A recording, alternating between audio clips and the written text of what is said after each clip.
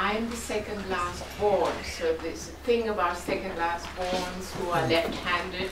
They're not allowed in kitchens, they mess up all the time, and so they go out to play. So this morning it was really wonderful to go into the wilderness and walk, and I played a lot. I touched the mud because I had the only one with clean shoes to walk in, so it was really fascinating. So I am moved and very happy to be here.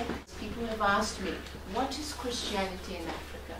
What happens to women there? And so on and so on. So right now, my challenge is to talk about these environmental issues to do with climate change. Born in Zimbabwe, grew up there, and at the age of 17, turning 18, I went to England to face the challenges of college.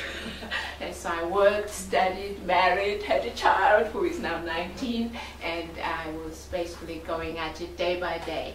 But I suddenly realized that I had grown up with so much Christianity around me, I couldn't help but study what happened to Christianity in terms of the history of Africa. So my work is really the fruits of missions, if you like.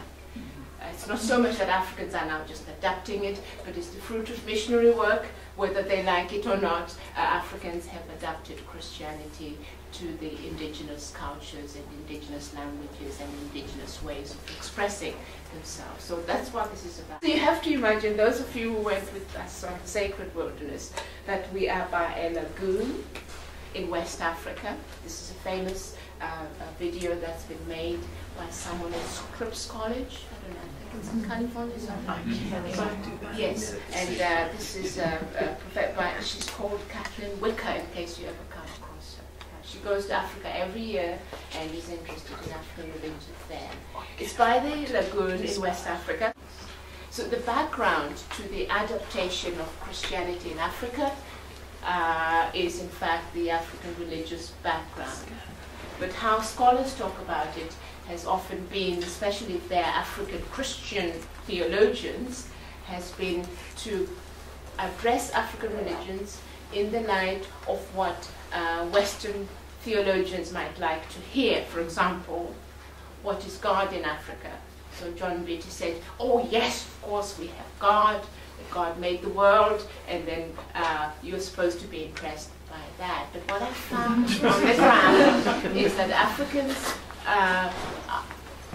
it's an existential kind of quest for meaning, quest for God that goes on. And there's no telling what they will do with the Gospels once missionaries have spread them. So we are now around the lagoon, all of us. Some of us are in grass skirts, but we're having a wonderful time. And the priest comes once every year to close the lagoon. It has to be closed, because if people keep fishing in this lagoon, there will be no food next year.